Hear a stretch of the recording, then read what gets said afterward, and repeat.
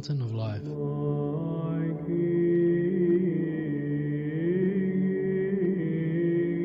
A collection of live recorded sermons from His Grace Bishop Emilianos of Maloa, aiming to make us fountains of the Holy Spirit.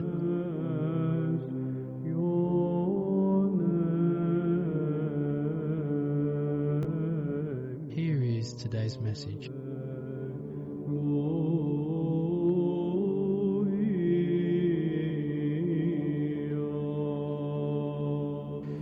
Today we celebrate the Annunciation of Our Lady Virgin Mary.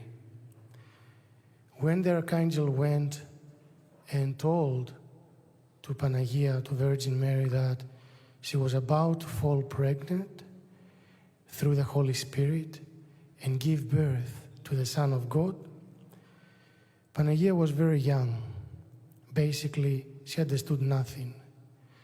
But Our Lady Theotokos, the fathers of the Church, they say that she is second after the Holy Trinity.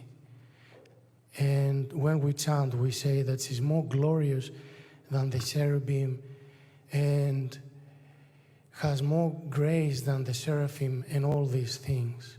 Why? What can make us go so close to God to have this sort of glory?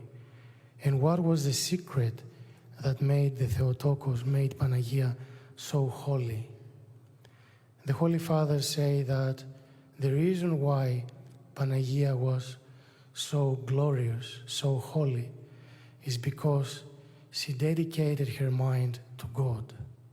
So basically, she had vigilance. And all she was thinking about was God. Nothing more, nothing less. It sounds like a very simple thing. It sounds like a small thing. But this is what can make us saints. Nepsis can make us saints. So Panagia was very young. And what she did, she was focusing on God. And the Greek philosophers, the ancient Greek philosophers, our forefathers used to say that εκ του οράν το εράν, meaning when you focus on something, when you occupy your vision, your intellect with something, you end up loving this thing that you're looking at, that you're focusing on. That's what happened with Panagia. She ended up loving God so much that nothing else mattered. And this is why she became so holy. When the Archangel gave her the message from God, she realized that this message was from God. Why? Because, as we said, her intellect was all towards God, and she knew that this experience that she had was a holy one. They asked once St. Silouan the Athonite, how do we understand if our thoughts are from God or from the evil one? And he said, you can judge them according to the taste. What does this mean?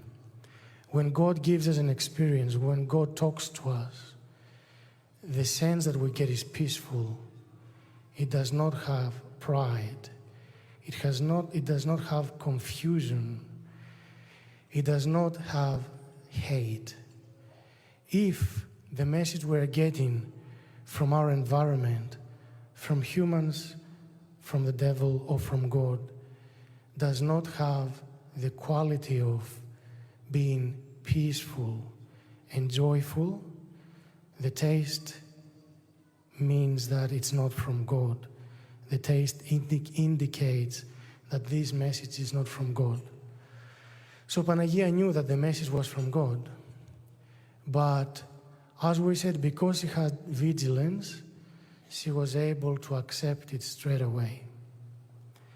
It was only herself and God. Nothing else mattered.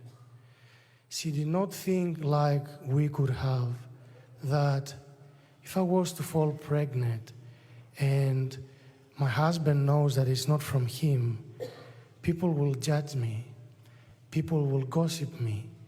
But she did not think like that, because it was just her soul and God.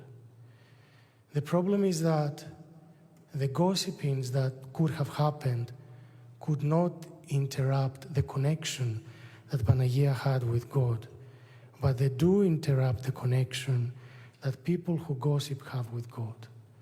And that's why their salvation is in danger. If we follow Panagia's example, if we focus on God, and if this is the only thing that we care about, I'm not saying not to love your husband, your wife, not to love your family, not to do everything that you do, everything that you need to do for everyone around you. But if deeply inside us the focus is God, and through God everything else, then Panagia will give us some of her grace, and we will be able to see Our Lady Theotokos when God takes us from this life to the next.